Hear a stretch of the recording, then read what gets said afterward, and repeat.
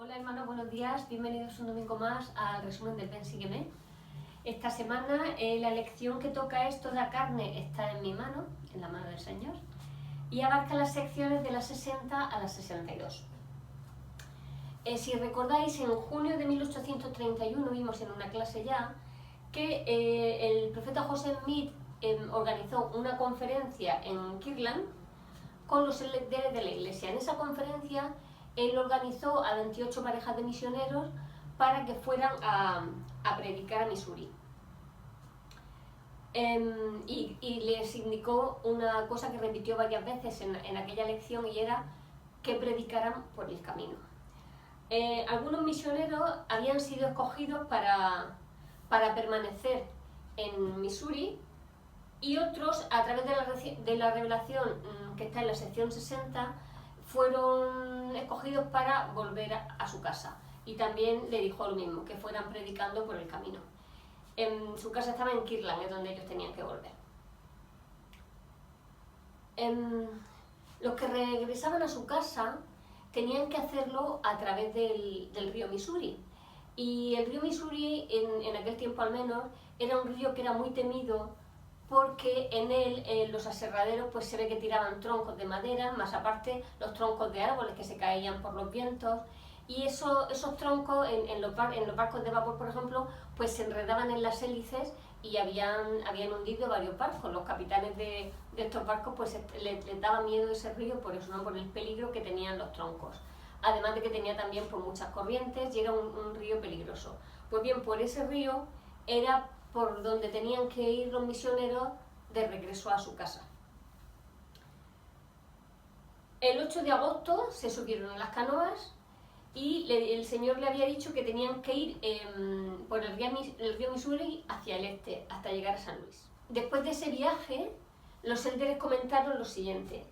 Dijeron que la agitada corriente del río parecía estar rabiosa, como si hubiera sido maldecida. Yo desde que entré en la iglesia me acuerdo que entonces los jóvenes, por lo menos, se hablaba mucho, y a mí me asombró, de que Satanás tiene el poder en el mar y que el mar es muy peligroso porque Satanás y sus huestes habitan en él. Pero eso no es así. Quien tiene poder sobre el mar es su creador, que es Jesucristo, ¿no? Pero eso no quita que el mar y las aguas no puedan a veces ser peligrosas en sí mismas por su naturaleza, ¿no? Por lo que son. Pero no es porque Satanás tenga dominio en ellas. El viaje estuvo lleno de contención. Además de los peligros del río, era agosto, entonces habían pasado mucho calor, tenían los nervios crispados, y entonces había sido un viaje lleno de contención, ¿no? Hasta el punto de que Oliverio Colderi, me parece que fue el que como que pegó un grito y dijo: basta ya, parece mentira que el Señor haya elegido unas personas así, ¿no? para representarle. Porque claro, pero la circunstancia hay que ponernos en su lugar también. Estaban pasando por un viaje difícil, mucho calor, muchos nervios, mucha hambre, y entonces pues tuvieron esa mala reacción, y fue un viaje poco agradable de realizar entre ellos. Las canoas, incluso el tercer día de estar navegando por el río, estuvieron a punto de hundirse, por lo que hablábamos al principio, por causa de todos los troncos de árboles y de los aserraderos que habían flotando por debajo del río. Todo esto lo estoy contando para ponernos en contexto de lo que vamos a hablar a continuación, ¿no? Al llegar a la orilla, bueno, lo que decía es que al tercer día de estar navegando, las canoas estuvieron a punto de hundirse porque se habían enredado en los troncos y estuvieron a punto de ahogarse y de morir algunos. Pero al final llegaron a la orilla, llegaron todos sanos y salvos, y en vez de estar contentos y agradecer al Señor porque habían llegado bien, pues en vez de eso seguían protestando y seguían quejándose una vez que estaban ahí. Vamos a leer en Doctrina y Convenios, en la sección 60, los versículos del 1 al 3, porque al llegar a la orilla siguieron las quejas y entonces el Señor, en esta sección 60, pues les amonesta. Así dice el Señor a los líderes de su iglesia: mas con algunos no estoy muy complacido, porque no quieren abrir su boca, sino que esconden el talento que les he dado, a causa del temor de los hombres. ¡Ay de estos! porque mi enojo está encendido en contra de ellos. Y dice el 3, y acontecerá que si no me son más fieles, les será quitado aún lo que tienen. Entonces, aquí el Señor lo que se está quejando y lo que les amonesta es que él les había encargado que predicaran el Evangelio por el camino. Y como hemos visto, algunos fueron fieles, pero otros no. Y entonces, por eso él dice, no quieren abrir su boca, sino que esconden el talento que les he dado a causa del temor de los hombres. En este versículo vemos que el Señor compara el testimonio o el compartir el Evangelio con un talento.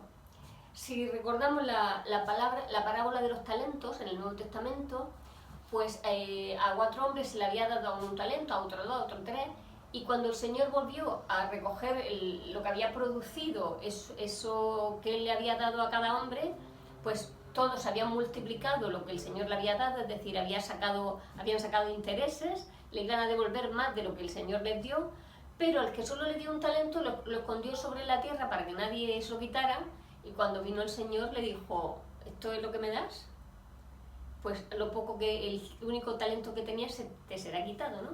Entonces, al comparar el testimonio con un talento, si nosotros tenemos el testimonio de que la Iglesia es verdadera, de que José Mí fue un profeta, de que Jesucristo es nuestro Salvador, pero no lo compartimos, si lo tenemos callado y no abrimos nuestra boca, pues al final lo perderemos, porque el testimonio es como la luna, si no crece es que está menguando, pero no puede estar estático, el testimonio de uno no puede estar siempre igual, debe estar creciendo, porque a medida que compartimos nuestro testimonio crece.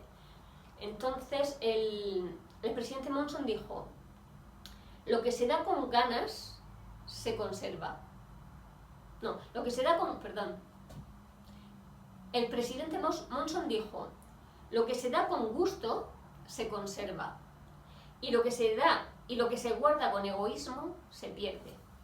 El testimonio, si lo damos con gusto, si lo compartimos con alegría, se gana. Ganamos en nuestro testimonio, el testimonio crece. Pero dice que si lo guardamos con egoísmo o por temor de los hombres, pues entonces el testimonio se pierde. José Smith dijo que el mayor y el más importante de todos los deberes que tenemos los miembros de la Iglesia es compartir el Evangelio. Y a muchos nos pasa como le pasó a estos élderes, que el Señor los tuvo que amonestar diciendo, como con algunos estoy enojado, porque no habéis abierto vuestra boca.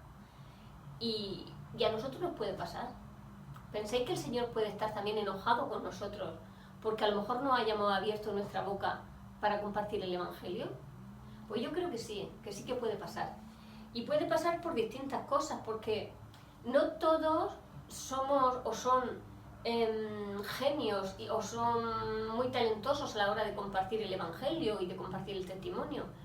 Pero muchas veces no lo hacemos por miedo a que nos da vergüenza, van a pensar que soy una santurrona, a lo mejor se van a burlar de mí por ser religiosa, a lo mejor no lo van a aceptar, igual les sienta mal y ya no quieren ser mis amigos o mis amigas. En fin, nos ponemos mil excusas que lo que hacen es acobardarnos para no compartir lo más hermoso que tenemos, que es nuestro testimonio de Jesucristo y de predicar el Evangelio, compartiéndolo con los demás. En la conferencia de abril de 2019, Elder Uchtdorf, o como se diga el alemán, dijo que la obra misional es compartir lo que llevamos en el corazón. Qué forma más preciosa de describirla. La obra misional es compartir lo que llevamos en el corazón. Entonces es momento de mirar en nuestro corazón y ver qué llevamos ahí. Cuáles son los sentimientos que nosotros tenemos y que nos hacen felices. Pues eso que nos hace felices, que nos hace mejores, que nos acerca a Dios, es lo que tenemos que compartir, lo que llevamos en el corazón. Y él dijo que, dice, en el mundo hay 7.500 millones de personas. 7.500 millones de personas hay en el mundo. Dice, y miembros de la Iglesia hay 16 millones. Con lo cual, los miembros de la Iglesia somos como un pequeño rebañito. comparado con todas las personas que hay en el mundo. ¿Cuánto trabajo hay por hacer? ¿Cuánto trabajo hay por hacer? ¿Cuánto tenemos que abrir la boca? ¿Y cuántos misioneros hacen falta predicando por el mundo? Algunos miembros parecen tener un don, como he dicho antes, pero como otros no tenemos ese don, pues aquí el de Eructos nos da 5 sugerencias para ser un poco más efectivos a la hora de compartir el Evangelio. La primera sugerencia que nos da es acercarse a Dios. Dice que cuanto más nos acerquemos al Señor, su luz y su gozo resplandecerá desde nuestro interior. Cuanto más nos acerquemos al Señor, la luz del Señor y el gozo del Señor resplandecerá al exterior. Y entonces añade,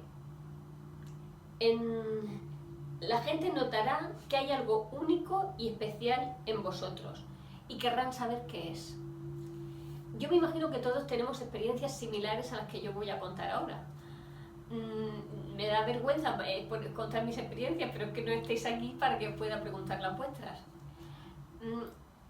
Recuerdo en una de ellas, estaba yo trabajando, en aquel entonces yo trabajaba en la oficina de un almacén al por mayor de artículos de regalo. Y pues todo el mundo que iba a comprar tenía que pasar por la oficina para que yo le hiciera la factura de su compra. Eran ventas al por mayor. Por aquel entonces también coincidía que un miembro de la iglesia, Tomás Jerez, que lo conocéis la mayoría, que es pintor, pues iba a hacer una exposición de pintura. Así que nos dio algunos panfletos para que colocáramos en algunos sitios para hacer publicidad de su exposición. Y yo puse uno a la entrada de la oficina donde la gente tenía que ir para pagar su compra. Y en el panfleto que había hecho Tomás era una imagen de Jesucristo porque él pintaba muchos cuadros religiosos y bueno, ya anunciaba la exposición. Entonces un cliente que cuando entró a pagarme se me queda mirando y me dice, ¿tú eres de alguna religión? Digo, sí. Y entonces pues le dije de qué iglesia era. Y dice, lo sabía. Dice, lo sabía. Dice, mira que estoy viniendo veces. Dice, y te veo, dice, y noto en ti que tú tienes que ser una mujer religiosa.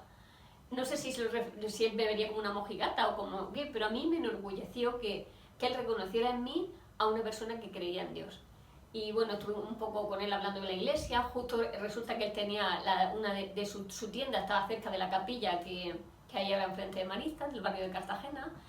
Y me dijo, pues yo he pasado por ahí muchas veces y bueno, estuvimos hablando de qué se trataba, en qué creíamos. Y como esa experiencia, pues he tenido otras similares. Recuerdo cuando trabajaba en el ayuntamiento, estuve trabajando, me parece que fueron 3 años o así. Entonces yo conocía mucho a la gente que era de mi concejalía, pero los que estaban en otra concejalía, pues los conocía de vistas o por haber pasado por ahí. Y entonces una chica que trabaja, amiga mía de allí, de mi misma oficina, pues me dice, oye Cari, mira, dice que hay una chica que tiene un problema porque en su casa ella cree que tiene espíritus y que le abren las puertas, le cierran no sé qué, dice, y últimamente le está empezando a dar miedo, ¿tú la puedes ayudar? Y yo me quedé, digo, ¿y por qué no sé, por qué me pregunta a mí si yo la puedo ayudar? Dice, ay, porque yo sé, a ti se te nota que tú eres un creyente y que crees en Dios, y además alguna vez había hablado con ella de que creía en Dios y de mi iglesia, pero hasta ese punto, y sé que le he hablado a ella de ti y me ha dicho que sí le puedes ayudar. Y yo pues quise aprovechar la ocasión y dije, pues dile que se pase cuando quiera y quedamos. Bueno, pues pasó esta chica y me contó lo que le pasaba en su casa y a mí me vino a la cabeza. Digo, oye, ¿tú tienes muchas imágenes en tu casa, fotos de santos, de santas, de vírgenes? Dice, ay, sí, me encanta. Dice, yo tengo allí como una especie de altar donde tengo muchas imágenes. Y le dije, mira, pues yo no tengo ni idea de lo que pasa en tu casa. Digo, pero sí sé que el Señor dice que no debemos de tener imágenes ni adorar imágenes. Entonces yo creo que si quitas eso, pues seguramente te va a ayudar y pon si quieres algo de Jesucristo, pero no para mirarlo a Él y adorarte, porque eso no deja de ser un papel, pero no tenga ahí todo ese santerío, digo, porque eso no a Dios no le agrada. Dice, oye, es que lo he tenido de siempre, digo, no sé, yo no tengo ninguna autoridad en la iglesia para decirte nada, pero es lo que siento ahora en el corazón. El caso es que ella lo hizo. Me dijo que no lo tiró porque le daba pena tirarlo, pero que lo guardó todo en una caja dentro de un armario. Y nada, dice que inmediatamente dejaron de pasar esas cosas que pasaban en su casa. Y me dijo, gracias. Digo, no, gracias, a mí no me tienes que dar porque yo no he hecho nada, simplemente decirte lo que pensaba que tal vez eso no era bueno, y yo no sabía si ella tenía imágenes o no en su casa, ¿no? Pero me llama la atención en ambos casos que la gente ya sabía, aunque yo siempre lo digo, pero esta chica que por ejemplo no me conocía, pues pensaba que yo le podía ayudar por ser miembro de la iglesia que era. Y eso para mí fue un orgullo y una experiencia, ¿no? Que el Señor quiso testificar de la iglesia dándome esa inspiración de que le dijeran que quitara eso para que ella tuviera tranquilidad en su casa y a la vez un testimonio de la verdad. Bueno, pues como estas situaciones es lo que dice aquí el Elder Guthrow, que si nosotros nos acercamos a Dios, la luz de Dios que tenemos dentro y el gozo saldrá fuera y los demás podrán verlos y notar que en nosotros hay algo, ¿no? Y eso tiene que ser una alegría para nosotros, que reflejemos lo que somos. Otro de los consejos que dio, como lo hemos llamado, de las sugerencias que dio el Elder, era que llenemos nuestro corazón de amor por otras personas. Como vemos, el primero era amar a Dios sobre todas las cosas, es decir, acercarnos a Dios, y el segundo es el segundo gran mandamiento, llenar nuestro corazón de amor por los demás, amar a nuestros semejantes. Dice que cuando amamos a las personas, deseamos lo mejor para ellas. Y entonces lo mejor para todo el mundo, yo creo profundamente, que es vivir el Evangelio. Y si amamos a los demás, sean quienes sean, de la raza que sean, de la religión que estén ahora mismo, de igual, si tenemos oportunidad, compartamos nuestro testimonio.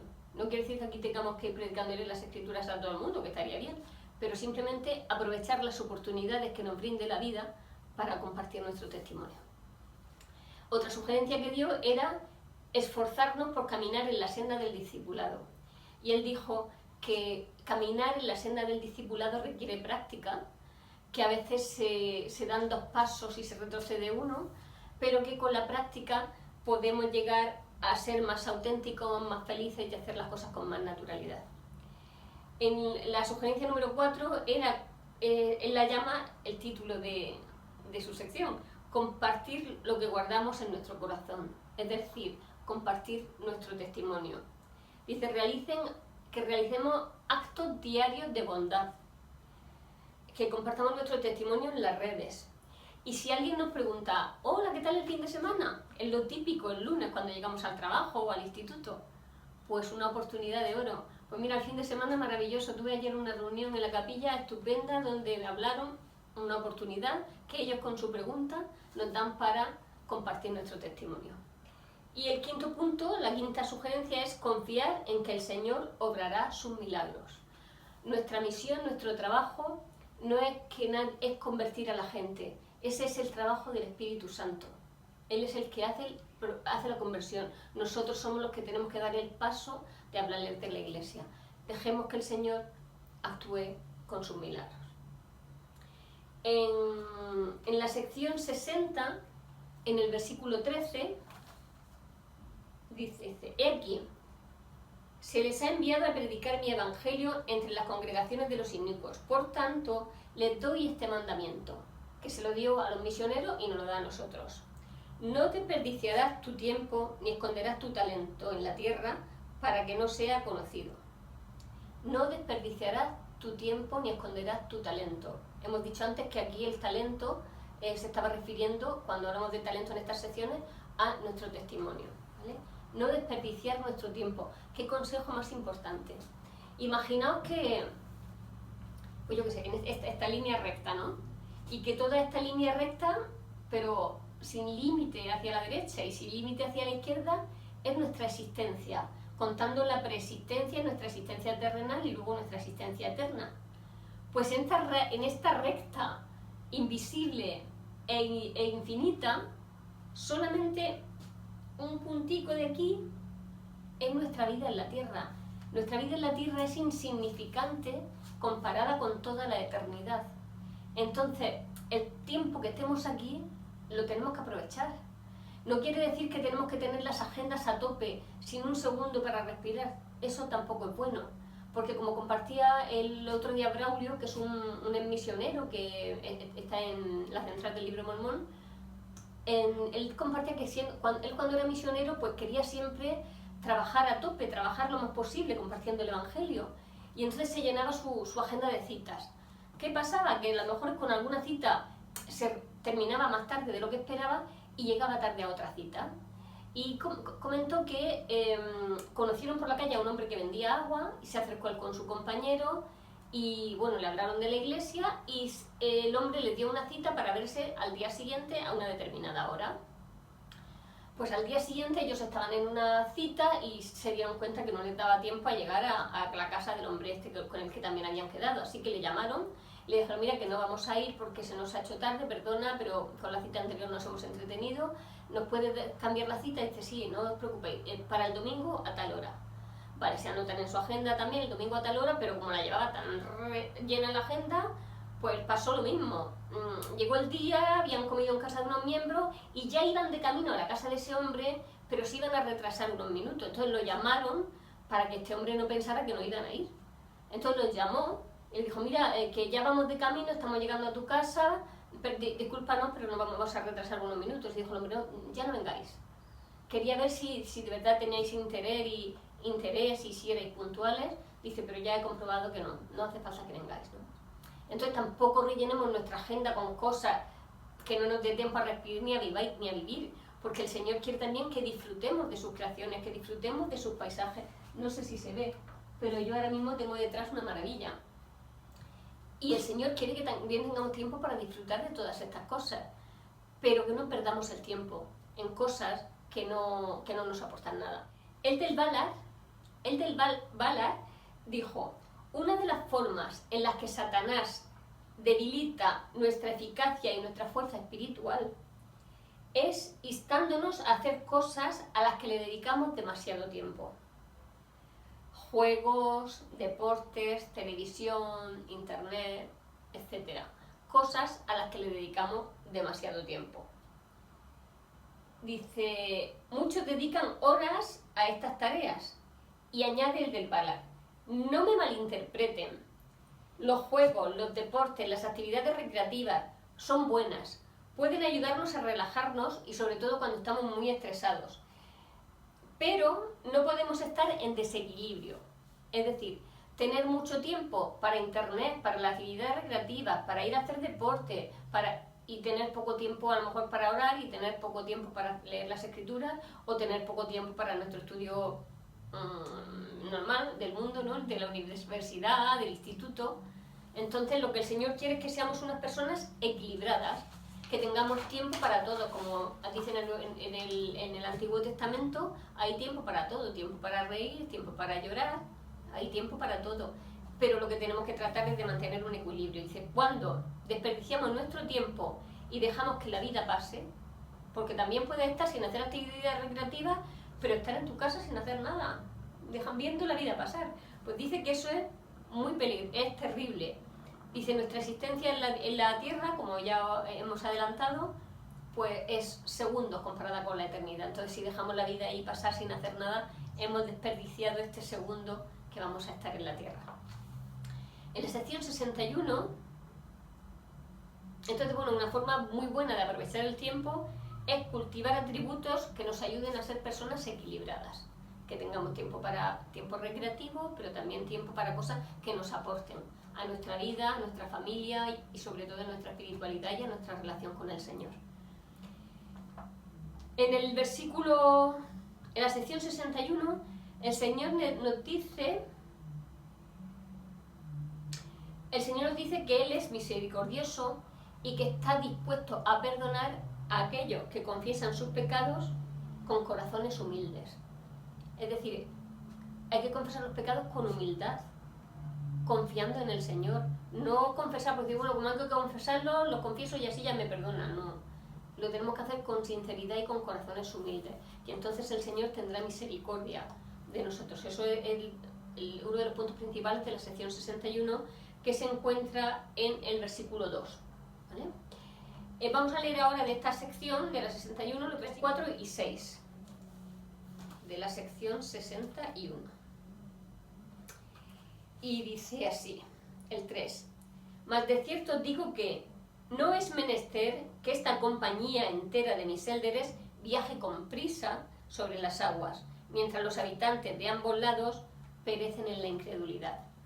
como lo habían mandado a predicar, claro, si ellos hacen el viaje sobre las aguas, con prisa como diciendo para llegar antes, pues la gente que vive a las orillas del río no iban a recibir el Evangelio.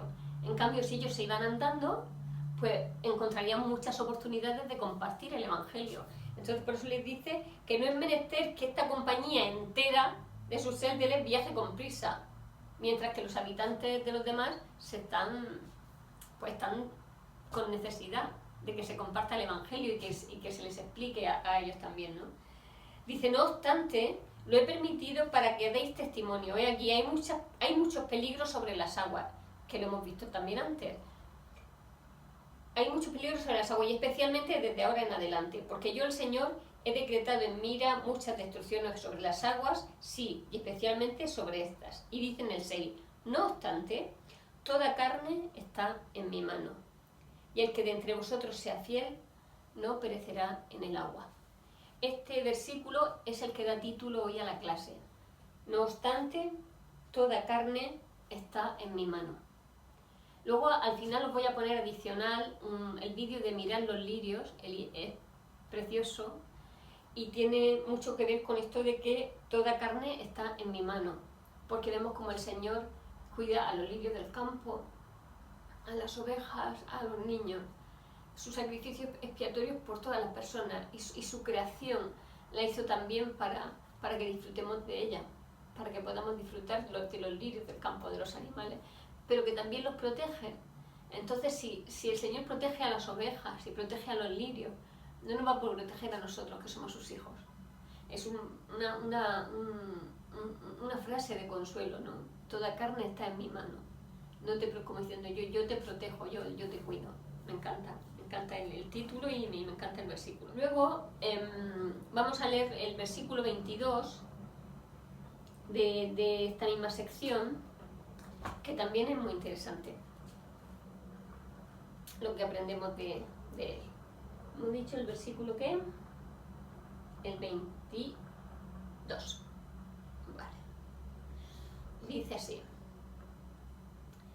y después de un corto tiempo, si cumplen su misión, hablando de los élderes, a mí me es igual que vayan por agua o por tierra. Hágase conforme a lo que más tarde les será manifestado según su criterio.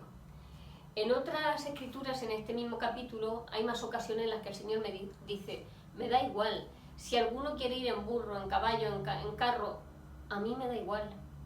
Lo que quiero es que vayas. Me da igual dónde vayas, cómo llegues a compartir el Evangelio. Lo que quiero es que vayas y que lo compartas. Muchas veces nosotros también pedimos al Señor consejo para cualquier cosa. Y acordaos cuando el hermano de Jared quería luz para el barco y fue al Señor y le dijo, oye, piensa tú en algo. No te lo tengo que decir yo todo, piensa tú en algo y luego pues ya veremos a ver si funciona, pero toma tú alguna decisión, ¿no? Y aquí pues más o menos le dice al Señor, a mí me da igual cómo vayas a compartir el Evangelio, pero lo que quiero es que vayas. Cuando nosotros le preguntamos, ay Señor, es que me quiero comprar una casa, ¿me compro una casa, un ático o me compro un chalet? Que a mí me da igual. Tú necesitas una casa, cómprate la que tú quieras, la que a ti te guste. Yo lo que quiero es que en la casa que te compres, en tu casa sea un trocito de cielo, que yo sea el centro de tu casa, que tu familia ore, que hagáis las noches de hogar. Pero a mí me da igual que te compre un ático que te compre un chalet. Hasta muchas veces, ay, ¿de qué color le pongo a la pared? ¿De qué color pinto? ¿Lo pinto azul o lo pinto verde?